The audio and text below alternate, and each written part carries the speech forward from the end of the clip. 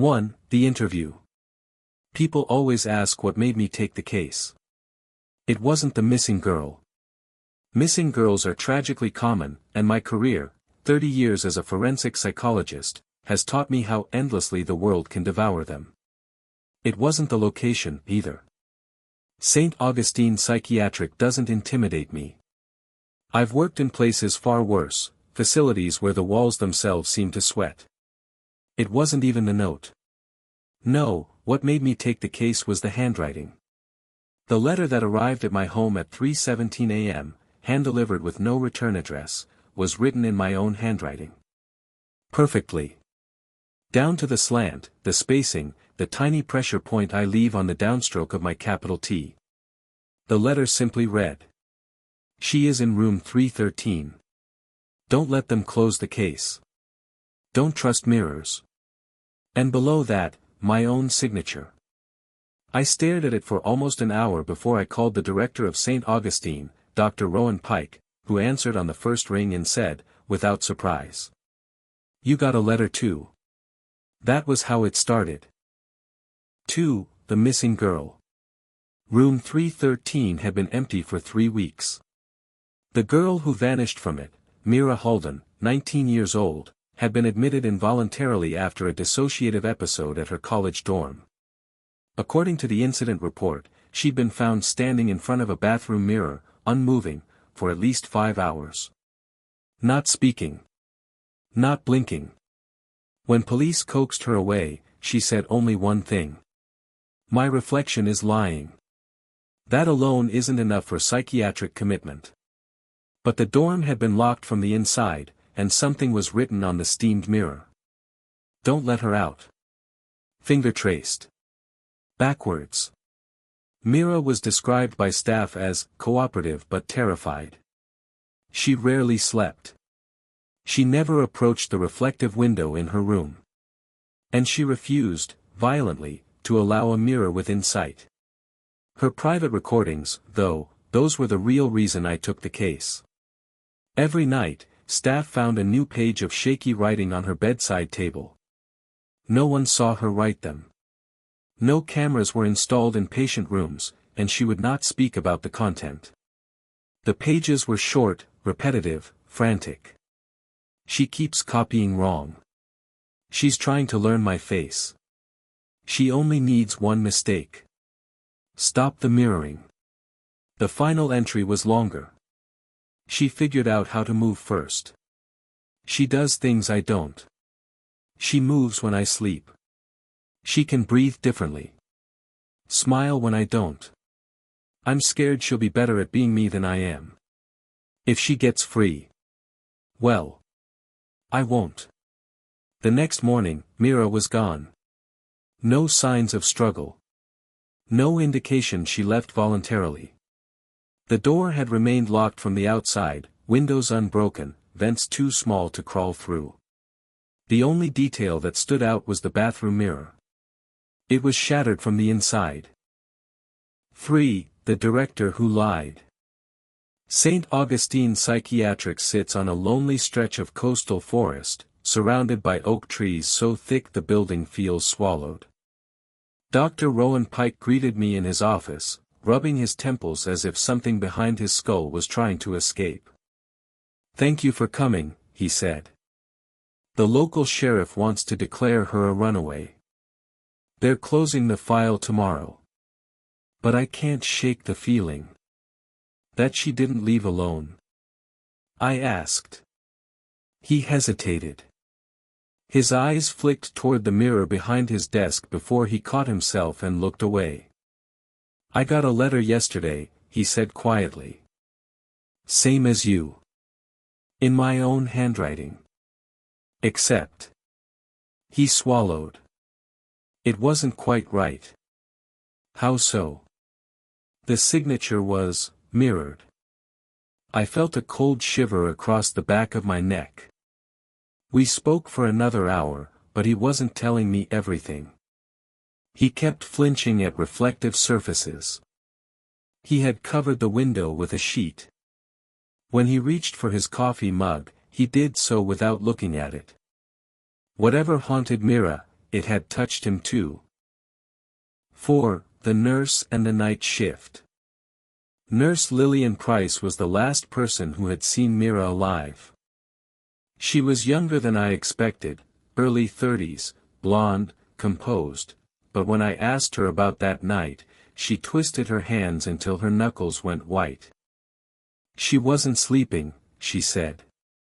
None of them sleep well on the 3rd floor. But Mira, she was different. Every time I walked past her room, she was sitting up, staring at the far wall. I'd call her name, and she'd turn her head, really slowly, like she'd forgotten how to move. And the night she disappeared. She was awake at 2 a.m. when I checked. Sitting on her bed, hands on her knees, staring at the window. But the window isn't reflective. It's frosted. And at 3 a.m. That's the part that doesn't make sense. Lillian swallowed. At 3:10, I passed her room again, and she was sleeping. Face down on her pillow. Perfectly still. It was the only time I'd seen her asleep in days. And when I came back at 3:30, the bed was empty. 20 minutes, I murmured. What about the mirror? It wasn't broken at 3:10. Her voice shook. I swear to you. I swear. Something in her tone made my skin crawl. She wasn't lying. She was terrified. 5, room 313. They took me to room 313 just before sunset. The room was small, bare bed, single nightstand, frosted window, bathroom door cracked open. A harsh antiseptic smell clung to the air. The bathroom mirror was the only object that felt wrong. It was cracked in a radial pattern, like a spiderweb of fractures exploding outward from a single point. The edges were sharp. Violent. But what unsettled me most was that the shatter pattern was too perfect, as if arranged by design.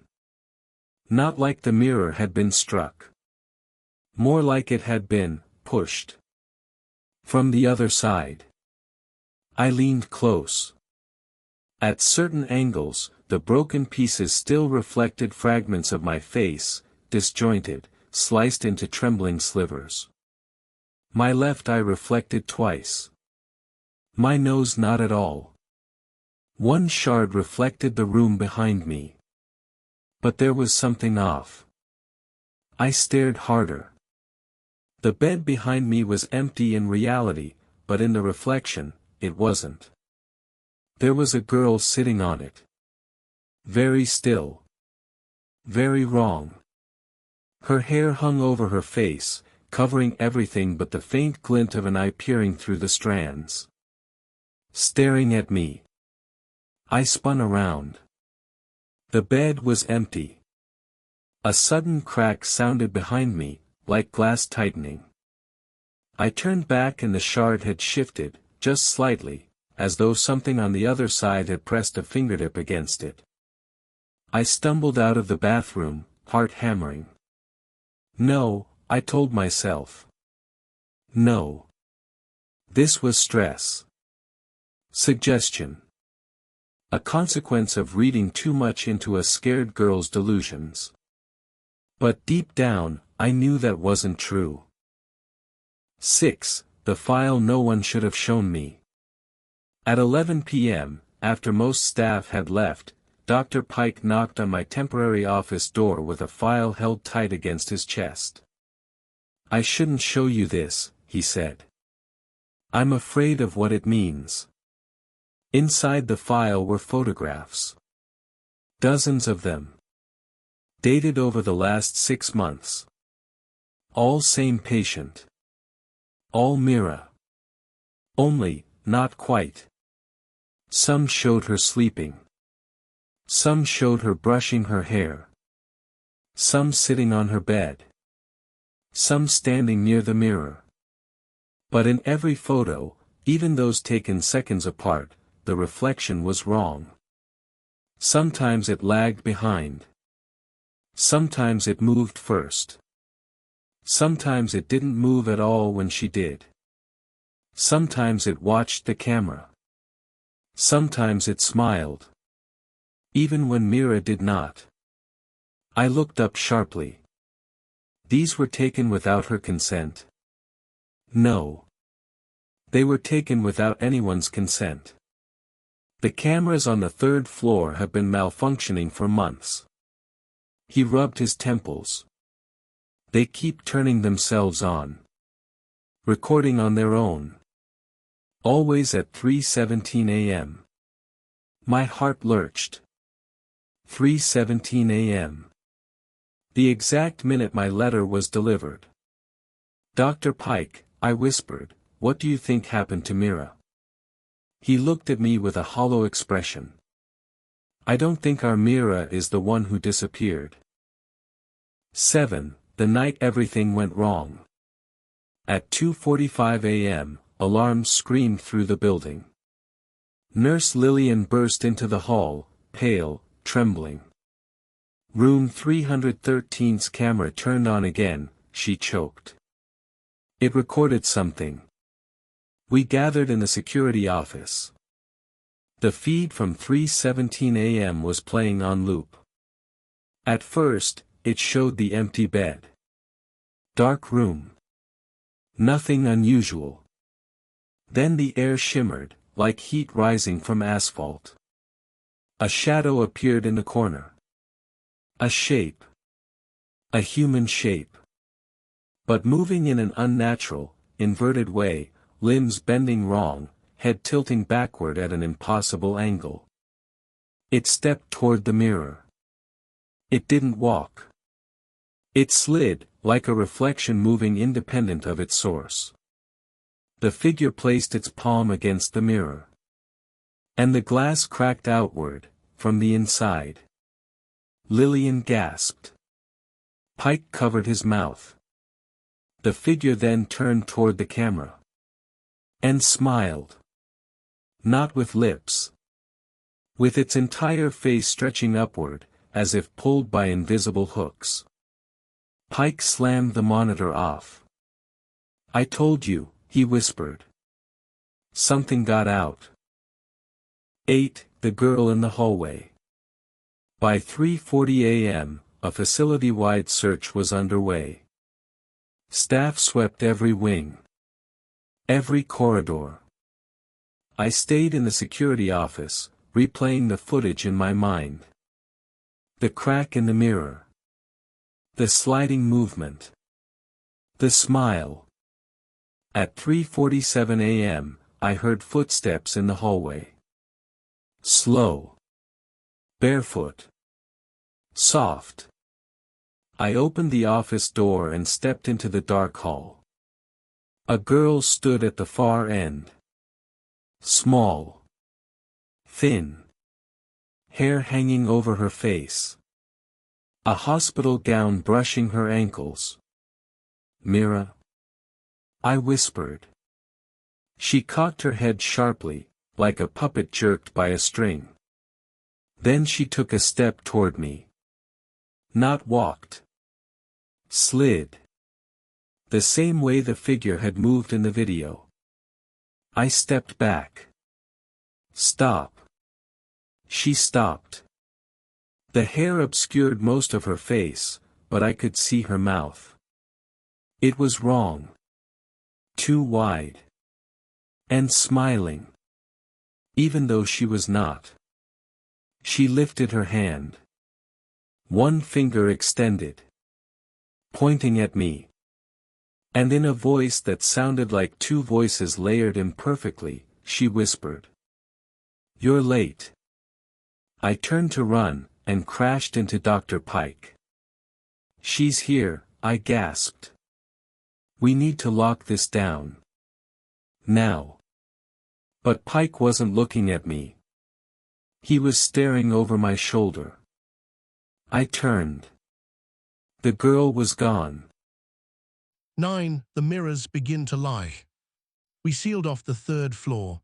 Staff gathered in the common room, terrified, whispering, glancing at every reflective surface, a metal tray, a stainless steel sink, even the darkened window. "Cover them," Pike ordered, "everything reflective." And so we did. Blankets over windows, paper on metal, sheets on glass. But it didn't help. Reflections still moved. A covered window would bulge outward, as if something pressed from the other side. A metal surface would show a shadow where no person stood. The stainless steel stove door in the staff break room slowly fogged over, though it was cold, and a message appeared in backward writing. "Let me finish." Lillian began crying. Another nurse vomited. "This isn't possible," Pike muttered. This is psychosis, collective hallucination, environmental hysteria." He looked at me desperately. "Tell them that. Tell them it's just stress." I opened my mouth, but the stove door banged from the inside. Everyone screamed. 10, the letter that was mine. At 4:22 a.m., I stepped into Pike's office to gather my notes. Papers were scattered across the floor, moved as if someone or something had rifled through them. On the desk was a letter, folded neatly, my own handwriting staring back at me. I picked it up with shaking hands. "Stop her before she replaces you. She only needs one mistake. She will learn your face." Below that was my signature. Perfect. Except for one thing. It wasn't my signature written forward. It was mirrored. I staggered backward, clutching the edge of the desk. My stomach churned. My throat went dry. The letter wasn't a warning. It was a threat. 11, the real twist. At 4:37 a.m., the power died. The emergency lights kicked on, dim red and flickering. The hallways filled with shadows twisting in ways that suggested movement where none should be. We should have evacuated. But no one wanted to go near the windows, near the mirrors, near anything that might show a reflection. Then at 4:41 a.m., a scream echoed down the corridor. We ran. Lillian was standing outside the laundry room, sobbing, hands over her mouth. "What happened?" Pike demanded. She pointed at the washer door, a shiny metal surface. Pike stepped forward and recoiled, because in the reflection of the door, Lillian wasn't standing still. She was behind the door reflection version of herself, moving differently, tilting her head, smiling too wide. "Lillian," I whispered, "step back." She shook her head violently. "That isn't me," she cried. It's not." The reflection slapped its palm against the metal. The sound boomed like a gunshot. And the next moment, impossibly, the reflective Lillian pulled herself out. Through the metal, like a hand pushing through water. The real Lillian collapsed, unconscious. The reflection stood over her, breathing, smiling, alive. Pike whispered, "Oh my God, they're not reflections, they're replacements," I said. 12, the truth about Myra. We fled. But as we ran, something clicked together in my mind. Something horrifying. Myra hadn't been afraid of mirrors. She'd been afraid of the thing in them. Afraid it would replace her. Afraid that if she made the slightest mistake, moved differently, blinked slower, slept too long, the reflection could finish learning her. Could finish copying. Could finish becoming her. And once it did, she wouldn't be Myra anymore. Her reflection would. So Myra broke the mirror. She tried to stop it. But she failed. 13, the final reveal. At 5:03 a.m., Pike and I barricaded ourselves in the staff office. The emergency lights flickered, shadows stretched like rubber bands. "Why us?" he muttered. "Why did we get letters? Why did it warn us? Not a warning, I whispered, a distraction. Something dawned on me with a sickening, spiraling certainty. The handwriting, Rowan, I said. Your letter was your handwriting, but wrong. Yes, he said weakly, mirrored. And mine was perfect, I said. Too perfect. No shake, no variance, no micro-tremor from age, no slight deformation of the loops I've developed over decades. It wasn't written by me, I said. It wasn't even a copy of my writing. It was a template, a default, something learning my handwriting, practicing it, perfecting it. Rowan looked horrified. Why would it want to mimic you? The lights flickered hard. I felt something cold behind my shoulder. A breath, not my own. I turned slowly. In the dark reflection of the blackened window, I saw myself. But not quite. His head tilted when mine didn't. His eyes blinked late. His smile stretched. Rowan whispered, "Oh God." The reflected me raised its hand and tapped gently on the glass. Tap, tap, tap. Each tap matching my heartbeat. It is mirror they want, I whispered. My reflection grinned. It's us. 14, the real ending, no sleep style. I don't know how long I've been writing this. Maybe minutes, maybe hours. The letters keep shifting. My handwriting looks wrong now. Like something is trying to copy it. Trying to copy me. I can hear footsteps outside the door, barefoot, slow. Sometimes they stop. Sometimes they scratch the glass. And sometimes I hear my own voice on the other side. Whispering, I'm ready now. I don't know if I'm still me. But if you get a letter, in your handwriting, telling you not to trust mirrors, don't ignore it. And whatever you do, don't look at your reflection too long. It's studying you, waiting, learning your mistakes. And once it gets everything right, it won't be a reflection anymore. It'll be you. And you'll be nothing